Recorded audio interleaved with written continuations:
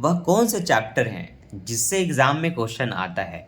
Business economics व्यावसायिक अर्थशास्त्र के इम्पोर्टेंट चैप्टर्स को बताइए जो हमें पढ़ना चाहिए और जिससे क्वेश्चन आता है। ये बच्चों ने पूछा है, कई बच्चों ने कमेंट किया है कि ऐसा ही वीडियो हर एक विषय पर लेकर के आइए। तो मैंने भी कहा चले ठीक है, जो भी आपकी डिमांड है एग्ज़ाम से पहले पूरी की जाए ताकि आप बेहतर बेहतर तरीके से अपनी तैयारी कर पाएँ। तो जिन बच्चों के पास बुक है, अजय माला है, पुराना नया जो भी है, आप उसके आधार पर अभी आप समझने वाले हैं कि क्या क्या चीज़ें किस तरह से यूनिट में बांटी गई हैं और क्या आपको पढ़ना चाहिए। देखिए यूनिट 1 के अंतर्गत आपके 4 चैप्टर आते हैं जिसमें सूक्ष्म अर्थशास्त्र और समष्टि अर्थशास्त्र है, व्यावसायिक अर्थशास्त्र है, व्यावसायिक अर्थशास्त्र की भूमिकाएँ हैं और जिम्मेदारी है और बाजार मांग का विश्लेषण है। यूनिट 2 के अंतर्गत आपका लगभग 6 से अधिक चैप्टर हैं जैसे मांग की उपयुक्ता, सीमांत मांग, उपभोक्ता, उदासीनता वक्र, कीमत रेखा, बजट और मांग की लोच। यूनिट 3 में आपका आपूर्ति, अर्थ इत्यादि करके देख लीजिए, इतने सारे चैप्टर दिए गए हैं। अब मैं आपको ये बताता हूँ कि इनमें से ऐसे कौन से 2 चैप्टर हैं कम से कम जो कि आपको उस यूनिट के अंतर्गत पढ़ना चाहिए और उनसे क्वेश्चन भी आता है ना। तो सबसे पहले आप मेरी बातों की सत्यता को जानने के लिए पिछले साल का क्वेश्चन पेपर देख सकते हैं कि मैंने जिस चैप्टर को अभी बताया, अभी आपको बताऊंगा उनसे क्वेश्चन पीछे आया है कि नहीं, और पीछे 1 साल के नहीं आप 5 साल का क्वेश्चन पेपर देख सकते हैं ताकि आपको भी एक 100% श्योरिटी मिल जाए कि हाँ इससे क्वेश्चन आता है और हमें इसको पढ़ना चाहिए। ठीक है, चलिए। तो बिलासपुर की यूनिवर्सिटी और साथ ही साथ इससे संबंधित जितने भी 4-5 यूनिवर्सिटी है, रायपुर, दुर्ग इत्यादि, जहाँ से क्वेश्चन आते हैं उनका कुछ इस तरह से पैटर्न रहता है। यूनिट 1 के अंतर्गत जो सबसे पहला क्वेश्चन बनता है वो होता है आपका व्यावसायिक अर्थशास्त्र से, क्योंकि यही मुख्य चैप्टर है, यूनिट है कि व्यावसायिक अर्थशास्त्र होता है क्या है, बुक का नाम तो यही है, व्यावसायिक अर्थशास्त्र है। तो इससे क्वेश्चन आता है और बाजार मांग, ये 2 चीज़ें होती हैं जिनसे क्वेश्चन हमेशा आपकी यूनिवर्सिटी पूछती है, तो ये चीज़ें पढ़नी चाहिए। ये सूक्ष्म समष्टि ये सब अभी जोड़ा है, ये 11वीं का चैप्टर है जिसको अभी जोड़ा गया है। ठीक है, लेकिन इनमें से इंपॉर्टेंट क्या है जिससे हमेशा क्वेश्चन आया है वो ये दो चैप्टर हुए, दूसरा और चौथा। ठीक है, याद रहेगा। अब आपको ये देख लेना है कि आपके यूनिवर्सिटी ने गत 5 वर्षों में इनमें से किस चैप्टर से क्वेश्चन पूछा है। अगर आपको लगता है लगभग पिछले साल या 1-2 साल में सूक्ष्म अर्थशास्त्र से सेमेस्टर से क्वेश्चन आया है तो आप उसको भी पढ़ सकते हैं, कोई दिक्कत नहीं है। ये आपको चेक कर लेना है आपकी यूनिवर्सिटी के अनुसार क्या इंपॉर्टेंट है, लेकिन जो चैप्टर मैं बताऊँगा उससे क्वेश्चन आते ही हैं।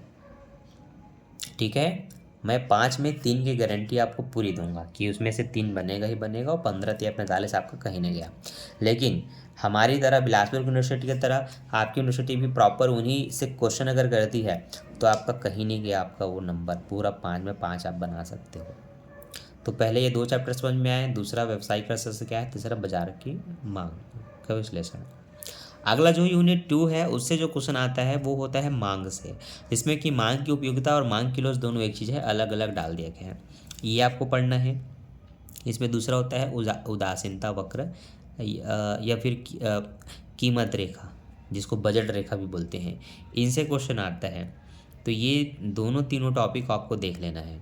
ठीक है, बजट रेखा, मांग की लोच अवधारणा, मांग की उपयोगिता, सीमांत मांग की उसी के साथ जुड़ा हुआ है। मांग के जो चैप्टर हैं सब आपस में जुड़े हुए होते हैं।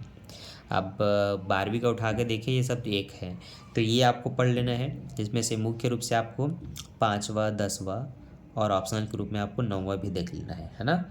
ये पढ़ना भाई, इसको छोड़ना मत, यहाँ से क्वेश्चन आता है। ठीक है, बाकी से नहीं आता ऐसा नहीं है, पर इनसे आता ही है, 2 ठो अथवा में आएगा ना, एक ठो इनमें से रहना निश्चित होता है।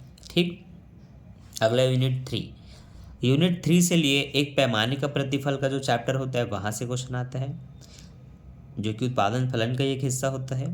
और तो आपको 15-16 तो पढ़ लेना है, खास करके 15 है ना, साथ में वो भी क्योंकि उसी का चैप्टर है। फिर आपका पूर्ति आपूर्ति या स्टॉक प्रवाह, इनसे क्वेश्चन आते हैं ये दोनों चैप्टर से, तो इन दोनों के क्वेश्चन आपको देखना पड़ेगा। ये कुछ इंपॉर्टेंट चैप्टर्स हुए। यूनिट 4 से आपका आता है एकाधिकार, पूर्ण प्रतियोगिता। तो कहने का मतलब आपका 18-19 से सब एक ही चैप्टर है, 18-19-20, यहाँ से क्वेश्चन आपका आता है। और अगर आपने इतने को पढ़ लिया तो हर एक क्वेश्चन में पॉइंट बिल्कुल सिमिलर रहेंगे, बहुत ज़्यादा आंसर सेम रहते हैं, क्योंकि थोड़ा थोड़ा सा डिफरेंस है, बाकी सब चीज़ उनके अंतर्गत है। तो ये पूरा आपको ये 3-4 चैप्टर पढ़ लेना है, क्योंकि वो सब एक हैं, बताने को अलग अलग है पर सब एक हैं। ठीक है, तो बाजार एवं उसका वर्गीकरण, पूर्ण प्रतियोगिता, एकाधिकार, अपूर्ण एकाधिकार प्रतियोगिता, अल्पाधिकार, ये सब एक ही है भाई, इनको पूरा पढ़ना है, समझ लो इन चारों चैप्टर्स को। इनसे आपको पूर्ण प्रतियोगिता के क्वेश्चन बिल्कुल मिल सकते हैं, 2 अथवा में से एक ये रहेगा ही रहेगा, है ना। बाकी एकाधिकार वगैरह सब भी आता है। यूनिट 5 जिसमें पूरा छत्तीसगढ़ी व्यावसायिक अर्थशास्त्र, ये सब अभी नया जुड़ा है, ऐसा छत्तीसगढ़ी शब्द के नाम पे नहीं था, ये सब अभी नया जुड़ा है। इसमें से छत्तीसगढ़ी अर्थव्यवस्था में मूल्य नियंत्रण, सीमा मूल्य, ये पहला जो चैप्टर है वो है। फिर छत्तीसगढ़ी अर्थव्यवस्था का अध्ययन। तो ये 2-3 चैप्टर जो ऊपर में दिए गए हैं ये आपका इंपॉर्टेंट है। तो शुरू से एक बार फिर बता देता हूँ। यूनिट 1 में आपको चैप्टर 2 और 4 को देख लेना है।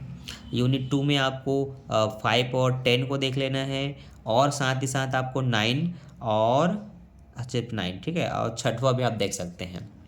यूनिट 3 से आपको देख लेना है 15-16 या फिर 15, और आपका ये 11-12, ठीक है। यूनिट 4 से आपको देख लेना है 18, 19, 20, 21 लाइन से, और यहाँ पर आपका पहला दूसरा मतलब 22-23 चैप्टर। तो ये रहे वो इंपॉर्टेंट चैप्टर्स जिनसे क्वेश्चन आते हैं। अब आप इनके जितने क्वेश्चन होंगे चैप्टर में उन सबको देख सकते हैं, ताकि आपके यूनिवर्सिटी उस चैप्टर से किसी भी एक क्वेश्चन को उठाती है तो आपसे बनना चाहिए। क्योंकि मैं छांट के दूंगा तो 10 में कोई 3 दूंगा, 5 दूंगा, कोई 2 दूंगा, लेकिन अगर कोई दूसरा आ गया तो फिर आप फंस जाओगे। इसलिए आपको इंपॉर्टेंट चैप्टर पता चल गया तो उसके सारे बेसिक थ्योरीज आंसर आप अच्छे से याद कीजिए। बाकी एक एक आंसर के ऑडियो लेक्चर में बनाते जा रहा हूँ ताकि आप सुनकर भी याद कर पाएँ। उसके लिए चैनल में आपको जुड़ा रहना पड़ेगा, बेल नोटिफिकेशन को ऑल पे सेट करना पड़ेगा ताकि आने वाली वीडियो की नोटिफिकेशन आपको टाइम पर मिल पाए और आप इकोनॉमिक्स को अच्छे से पढ़ के सुन के याद कर पाएँ। तो ऑल द बेस्ट, अच्छे से याद कीजिए, वीडियो को लाइक कीजिए और दोस्तों के साथ शेयर कीजिए। लाइक करना ना भूलें। बाकी मैं मिलता हूँ नेक्स्ट वीडियो में। Bye bye bye bye bye.